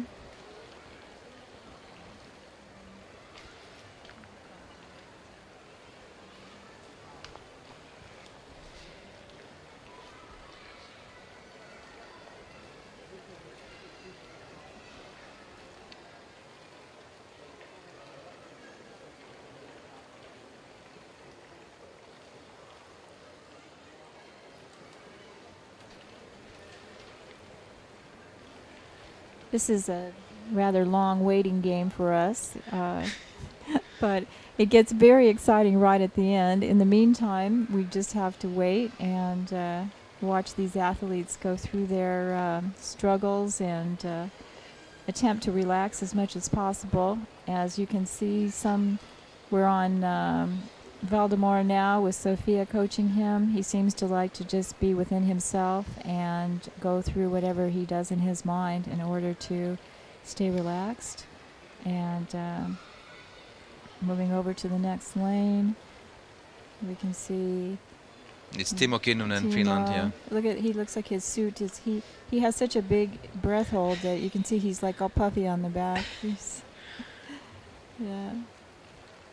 Yeah, it's Timo has a very big lungs. Yeah. Even he's a tall man anyway, but he has big lungs too, and he like to pack a little bit more even with the tongue. So he want to take all possible air with him when he put his face down. Antero, you were telling me the other day that Timo is back again. He took kind of a break from freediving, and now he's back. He has quite a history with AIDA Finland. Is that correct? Yeah, he was the first, if I could say, the big divers in Finland. If I remember correctly, his first World Championships were already 2001 in Nice, where he did a Finnish record in constant weight. I think it was about 50 meters then. And since then, I think he was the king of depth and breath hold. His best has always been static, but he did very good in constant weight with fins. Yeah, And he had the national record for many years, and he improved it. And the biggest depth was 86 meters from him, and he did that in 2005 in Nice. Oh, really? Yeah. Well, he looks like a strong And that was my first World Championships when I was there. That So, was yours too. Yeah, well, that's great. but then he had 7 years break in World Championships, and now he's back. Oh, I'm glad to see him back. That's great. We're coming up on 4 minutes and 30 seconds now for the majority of our athletes, just to let you know where we are time-wise. So we'll start to see some... Maybe some action after 2 minutes. Some actions here fairly soon, maybe. Maybe. These athletes are so well trained and so good at this that it's amazing. It really is amazing what they can do.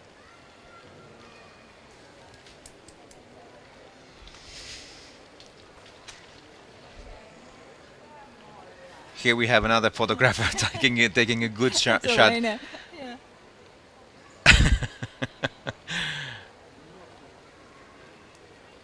Overview of our scene here in this beautiful pool structure that You can we see have. how peaceful everything is. Everybody's waiting. Judges following with their eyes how athletes are doing, what their coaches are doing.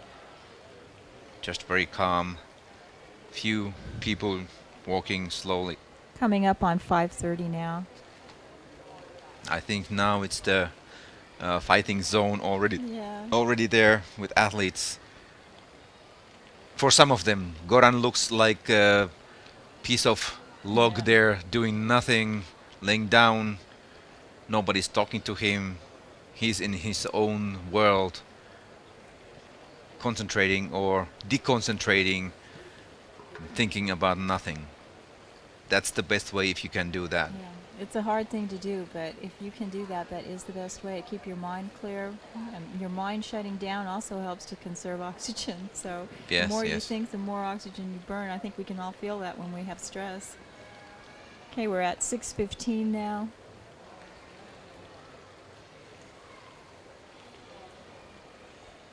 Nobody has put their arms up yet. Nope, everyone's looking like they are in for the long haul here.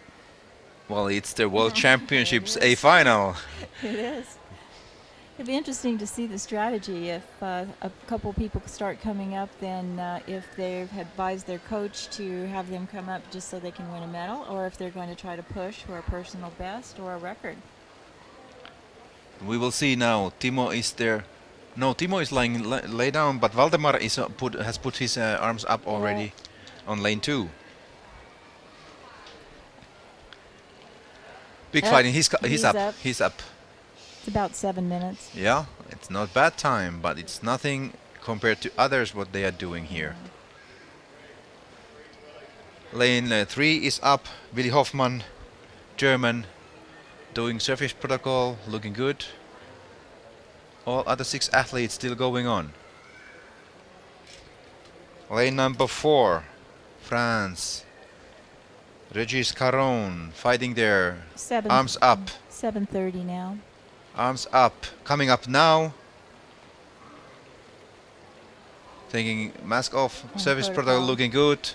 Lane 7, Alban Bourlet also up. So French guys are now up.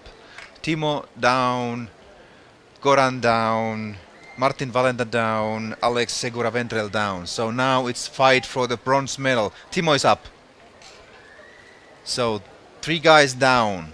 3 guys down. And we're at 8 Finish minutes. Timo Kinnunen 4th. If nothing special will happen to these top 3 guys.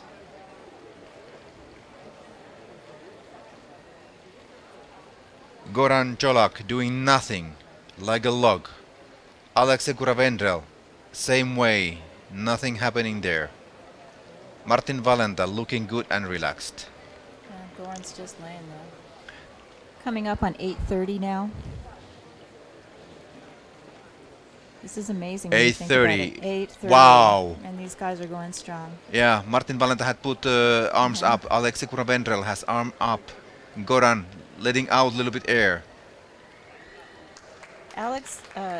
Goran Vendrell is fighting. tends- Goran tends is to fighting. fight, yeah. Let a little bit air up now. It's maybe more comfortable putting arms up. Up. Martin Valenta is up. Martin Valenta is up. Goran is coming up soon. He's letting out air. He's Not- up. Yeah, we're at 9:05 now. Goran is up. Fighting a little bit. Looks all right. So our last competitor, Alex. Service protocol, it's strong. Alex is down. Alex is still down. Now up, now up. Now, what is his protocol? Fighting, fighting. Not easy one. Not coach is very close. Oh my god.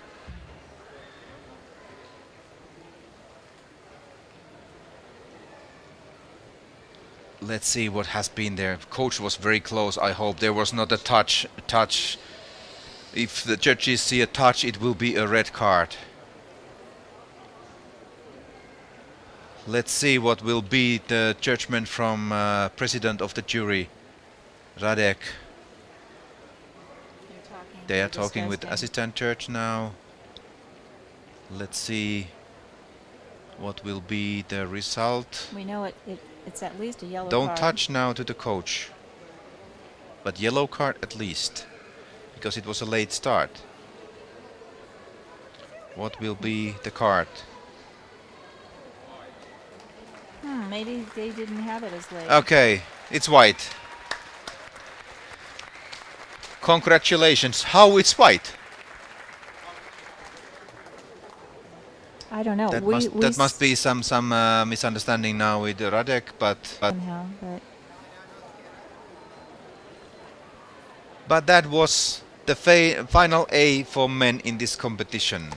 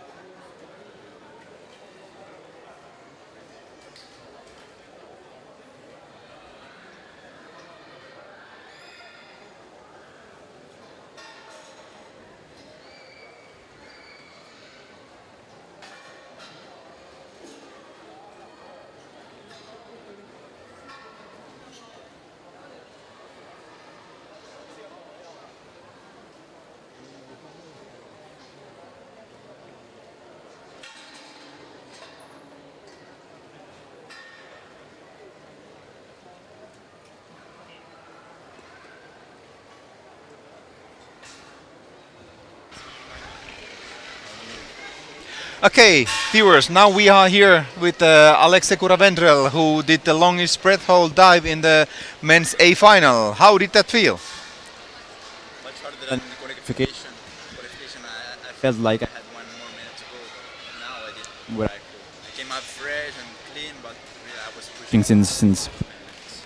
Was it because of the excitement of the finals, or was it something else happening there in the preparations? I'm not sure. The warm up was fine. Everything was meant to be perfect. Maybe I think along the competition I've been many days without training, so maybe it's kind of hard to get very regular for me, but it's okay. A couple of days for resting shouldn't be too much. Just I didn't do it. Well, it's still it was looking good that it was good enough to beat every other athlete in this competition. Yeah, somebody's saying something about day start, so we gotta check the points. But whatever happens, I mean, I did longest dive, and I'm proud about it. Yeah. Did you have your coach telling you about other athletes if they come up already, or you were doing just your performance? I was meant to be told, but I expected to have like much more advantage on the others. At the end, it was tight, so there was no time for me to get any idea of what the others were doing. Yes, Goran and Martin did a good fight against you. I expected so. I expected me to be much forward, but I didn't. Okay, thank you very much, and congratulations, Alex. You're welcome. Thank you.